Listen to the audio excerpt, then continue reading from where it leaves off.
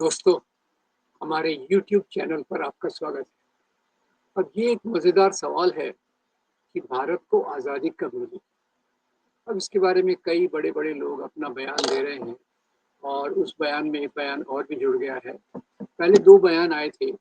एक तो कंगना रनौत ने कहा था कि भारत को जो असली आज़ादी मिली, वो 2014 में मिली।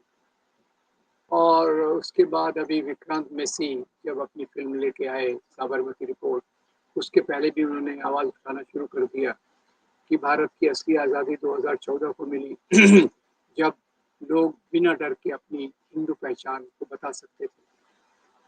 अब ये दोनों तो मज़ेदार वाक़ये हैं, इनमें इसको कोई सीरियसली लेने की ज़रूरत नहीं है, क्योंकि 1947 के बाद से जब को बस आज़ादी मिली, हमारा संविधान बना 1950 में रिलीज़ हुआ, उसके बाद से लोग अपने-अपने तरीके से स्वतंत्रता, समता, बंधुता के आधार पर जीवन जी रहे हैं।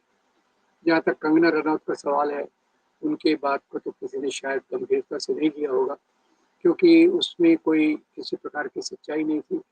और 2014 में जब नरेंद्र मोदी आए, तो ये बात है कि पहली बार हिंदू राष्ट्रवादी अ, पार्टी की सरकार मेजॉरिटी में आई, बहुसंख्या में आई। ये बात है, पर उसके पहले भी जो सरकारें थीं, वो संविधान के आधार पे सबको साथ में लेके चलने की बात कर रही थी।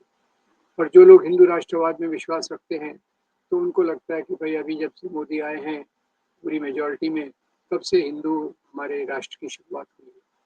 अब शायद उनका मतलब भारतीय राष्ट्र के बदले हिंदू राष्ट्रवाद से होगा। अब इसी कड़ी में जो अगला बयान आया है, उसको थोड़ा हमको गहराई से देखना पड़ेगा और वो बयान है आरएसएस के सरसंघ चालक, मुखिया, चीफ श्री मोहन भागवत का।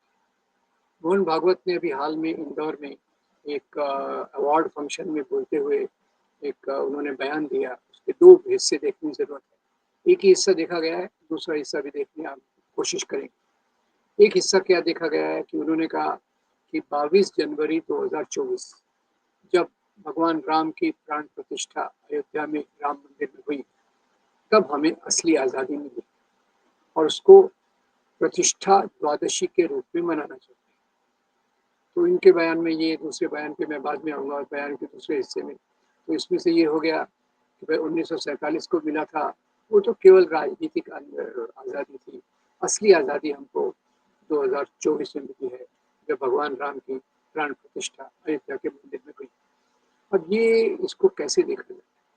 इसको 2 तरीके से देख सकते हैं। एक तो ऐसा मोहन भागवत जो हिंदू राष्ट्रवादी विचारधारा के संगठन के सर्वोच्च नेता हैं, उनके हिसाब से तो 1947 में जो हुआ, उसका कोई महत्व ही नहीं था। वो तो एक आज़ादी थी जो छोटी थी, केवल संविधान भी बना, वो भी कोई इतने महत्व का नहीं था। भारत में तो उनके हिसाब से भगवान राम, इनकी प्रतिष्ठा सबसे महत्वपूर्ण है। सभी लोग उनकी पूजा करते हैं। उसमें भगवान श्री कृष्ण, शिव शंकर जी, भगवान शिव शंकर जी, ये सब आ जाते हैं। पर यहाँ मेरा उनसे थोड़ा मतभेद है और सबका मतभेद होगा कि भारत में एक प्रकार की विविधता है, हिंदू धर्म के अंदर भी और भारत के बाकी धर्मों के साथ मिलकर भी देखा जाए तो भारत की परंपरा केवल हिंदू धर्म से नहीं आती, इसमें दूसरी चीज़ें भी जुड़ी हुई हैं। जैसे हिंदू धर्म की बात की जाए, तो हिंदू धर्म में एक तरफ भगवान राम है, उसी के साथ-साथ श्री कृष्ण को मानने वाले भी बहुत हैं, भगवान शिव को भी मानने वाले बहुत हैं, काली माँ को भी मानने वाले बहुत हैं। ये हिंदू धर्म के अंदर की एक महान विविधता को दर्शाता है। दूसरी तरफ गौतम बुद्ध, भगवान महावीर और गुरु नानक, कबीर, इनकी भी बड़ी-बड़ी परंपराएँ हैं, उसको भी हम इग्नोर नहीं कर सकते। ये भी भारतीय परंपराओं का एक मुख्य भाग रहा है। तो पहली बात तो ये, जब वो संकीर्ण तरीके से सोचते हैं, तो केवल एक आधार पे वो इस आज़ादी को, हमारी जो भी मूल्य है, उनको एक तरह से वो संकीर्ण कर देते हैं और जहाँ की व्यापकता, विविधता, उसको वो भुला देना चाहते हैं। दूसरी तरफ देखिए, तो उसी बयान में आगे वो कहते हैं कि भारत का स्व, ये हमारे मंदिरों में था अ, और उसको जो विदेशी आक्रमक आए, साथ में उन्होंने कहा विदेशी आक्रमक बार-बार आते रहे और हमारे स्व हमारे सेल्फ को वो लोग उसका अपमान करते रहे, खास तौर से मंदिर तोड़। अब दोस्तों ये बड़ा मज़ेदार मामला है मंदिर तोड़े जाने का। कितनी संकीर्ण, सीमित और इस सोच के आधार पे कहा जाता है, उसको ज़रा सोचने की ज़रूरत है। मैं कई वीडियोज़ में इस पे बात कर चुका हूँ, और इसमें एक नया आयाम मैं डालना चाहता हूँ कि मंदिरों का, पूजा के स्थलों का जो तोड़ना हुआ है, वो केवल मुसलमान राजाओं के आने के बाद नहीं हुआ। इसके पहले भी हम सब देखें, तो जब बुद्ध धर्म भारत में फैल गया था, तो उसको जवाब में, उसकी प्रतिक्रिया के रूप में ब्राह्मणवादी धर्म आया।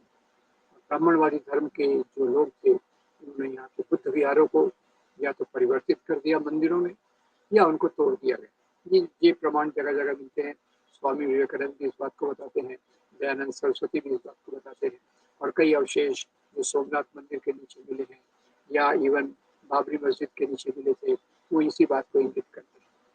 तो एक पहला तो ये जो तोड़े गए थे, ये तो दो प्रकार के मूल्यों का संघर्ष था। एक तरफ से बुद्ध धर्म के समतावादी, और दूसरी तरफ से ब्राह्मणवाद के विषमतावादी मूल्य।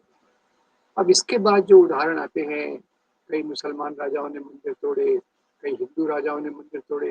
अब हिंदू राजाओं ने जो मंदिर तोड़े, उसको ये लोग भुला देते हैं, क्योंकि कारण मंदिर तोड़ने का इनके हिसाब से है हमारे स्व को नष्ट करना, जबकि वास्तव में मंदिर तोड़ने का कारण कुछ और था। और मुसलमान राजाओं के आने के पहले भी कई हिंदू राजाओं में आपस में जब लड़ाइयाँ होती थी, तो उसमें भी कई बार मंदिरों को तोड़ा गया। एक ही मैं उदाहरण दूंगा मंदिरों को तोड़े जाने का, जो मध्ययुगीन काल के थोड़े पहले से मध्ययुगीन काल में जो चलता रहा, उसमें दो मुख्य कारण थे। एक तो संपत्ति, मंदिर संपत्ति के संग्रहालय थे, और दूसरी तरफ से संपत्ति के अलावा सत्ता। ये दो चीज़ों के आधार पे मंदिर तोड़े गए। तो जैसे एक मैं उदाहरण दे दूँ, कवि कल्हण अपनी किताब राजतरंगिणी में लिखते हैं कि राजा हर्षदेव, जो 11वीं शताब्दी के कश्मीर के राजा थे, उन्होंने अपने राज्य में देवोत्पतन नायक नाम के अधिकारी की नियुक्ति की, जिसका काम ही था कि वो मंदिरों में जाए, और वहाँ से जो सोने चांदी की मूर्तियाँ हैं, वो मूर्तियाँ जिनमें हीरे जवाहरात जड़े हैं, वो उनको उखाड़ के ले आए। अब ये एक हिंदू राजा हो गया। औरंगजेब को बहुत बदनाम किया जाता है, उसने 12 के करीब मंदिर तोड़े, और इसी के साथ साथ उसने 100 मंदिरों को दान भी दिया। तो मंदिर तोड़ने के पीछे कोई राष्ट्र के स्व का मामला नहीं था, ये राजाशाही एक अलग प्रकार का सिस्टम था, और उसमें इस प्रकार की बातें होती हैं। अब इसी के साथ साथ भागवत जी अपने बयान में कहते हैं कि जैसे राम मंदिर, भगवान राम पूरे देश की एक आत्मा का परिचायक है, जिसके बारे में जब वो ऐसा कहते हैं कि यहाँ की विविधता को वो बुलाने की कोशिश करते हैं। दूसरी बात उन्होंने कहा कि ये क्या चल रहा है समाज में, आज़ादी के 30-40 साल बाद तक बात करते रहे गरीबी हटाओ, समाजवाद, क्या उससे गरीबी हटी? ये भागवत जी पूछते बोले कि वास्तव में भारत ने जो कुछ किया, वो जापान और इजराइल देशों के सामने कुछ भी नहीं है। वो देशों ने तो समाजवाद की बात नहीं की, गरीबी हटाने की बात नहीं की। भागवत जी, उन लोगों ने कोई वहाँ के पहले वाले पूजा स्थलों को तोड़कर नए पूजा स्थल बनाने की बात भी नहीं की। उन्होंने जो प्रगति की, उसका एक अलग लॉजिक है। और भारत में जो प्रगति की, वो आपको पता नहीं होगा शायद कि आज़ादी के समय हमारे मानदंड कितने खराब थे, गरीबी के बारे में, भुखमरी के बारे में, शिक्षा के बारे में, नौकरी के बारे में, स्वास्थ्य के बारे में। और इसमें 1947 के बाद से एक महान प्रगति आई, पब्लिक सेक्टर के माध्यम से, यूनिवर्सिटीज़ के माध्यम से, आईआईटीज़ के माध्यम से, साइंटिफिक रिसर्च के माध्यम से, नहरों को बनाने के माध्यम से, एक सब चीज़ों में वृद्धि आई।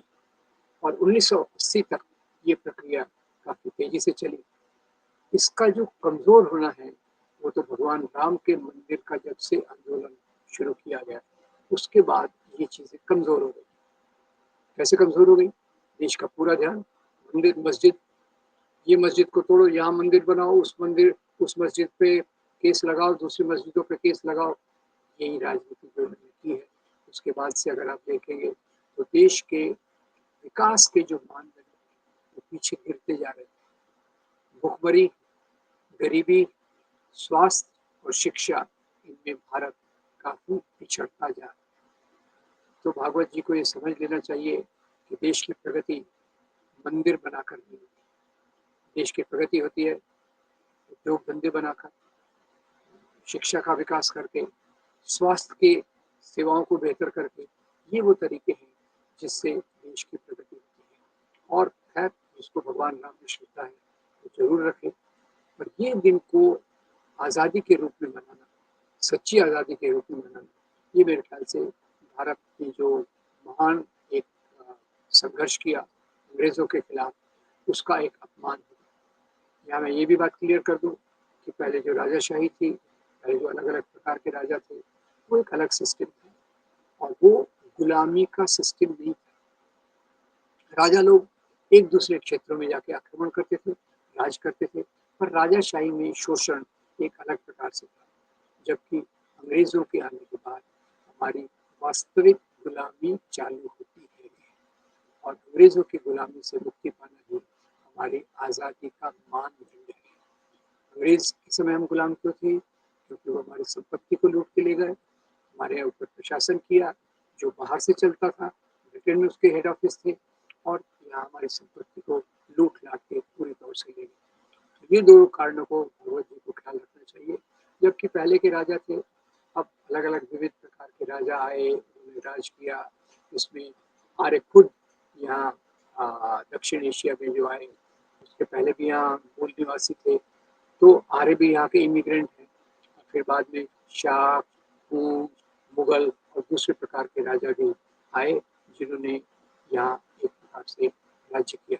वो गुलामी का पीरियड नहीं था, वो बादशाहों द्वारा लोगों का शोषण था।